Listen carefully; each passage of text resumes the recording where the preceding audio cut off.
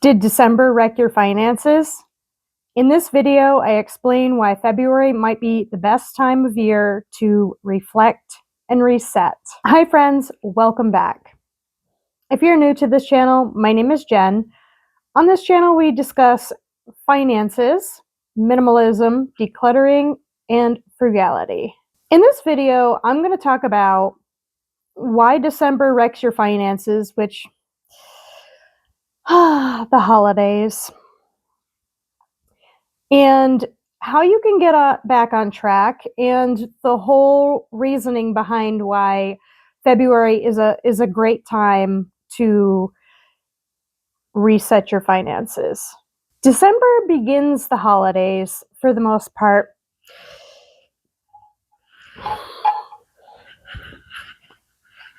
It's not just one big expense that just comes at you.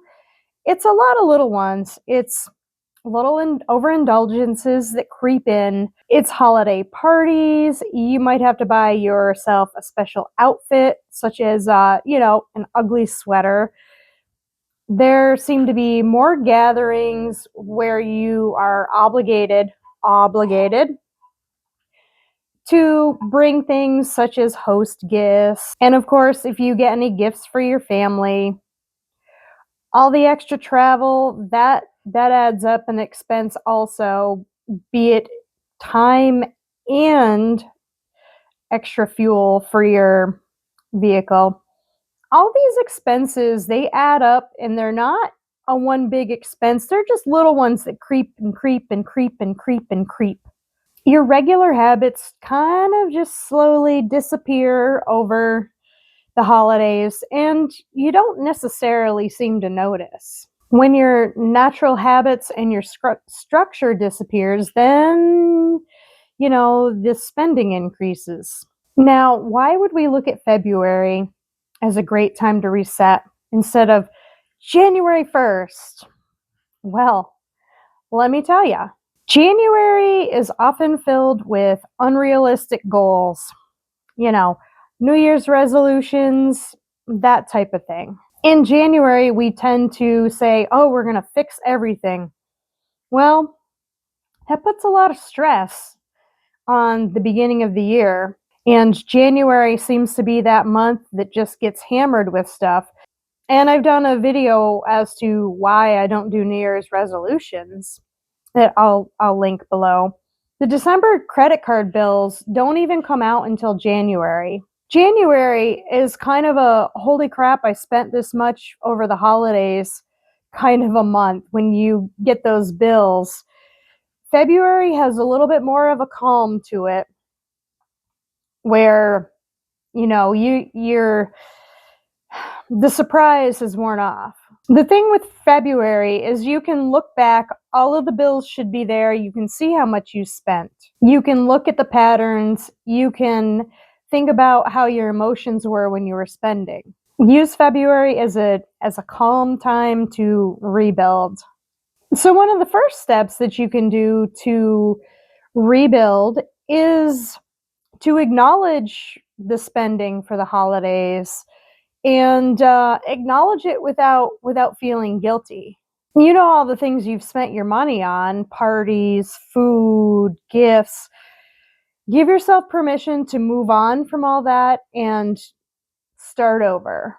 Dwelling on all of the spending that you had over the holidays does not help, but choosing how to go forward with it is how you're going to get through it. Take a look at your finances. Take a clear snapshot of where they are now. Look at your bank account balances, your credit card balances, what bills you have coming in, what minimum payments you need due. Go through and look at all of that. Before beginning to create a new budget to get yourself back on track, look at where you can trim back on things, because the holidays can destroy the habits that you've already created. Look and see where, if any places you're still spending extra money, where you can trim back on things. Try to do a pause on spending. February would be a great time to do something such as a no spend challenge. Try cooking more at home and skipping any unnecessary purchases. This cutting back will make recovery easier and quicker. And now that you're ready to begin rebuilding, you don't have to do it all at once. You can start to rebuild slowly. Pick your balance that has the highest interest rate and start paying that down as fast as you can. Start there.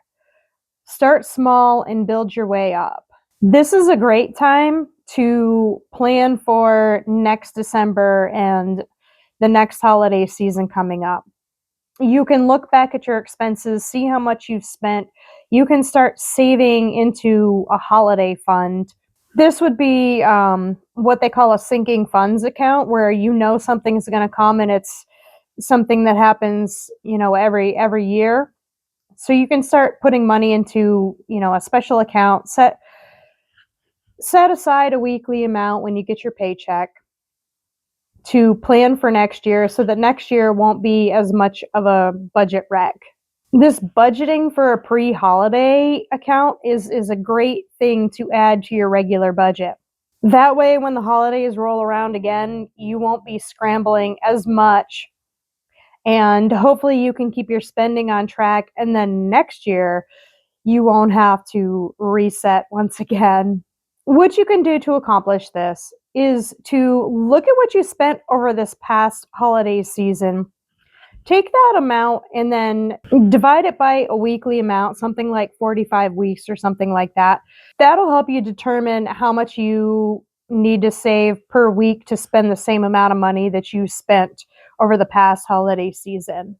The most important for setting up a holiday saving account is to intentionally save to it and to not dip into it.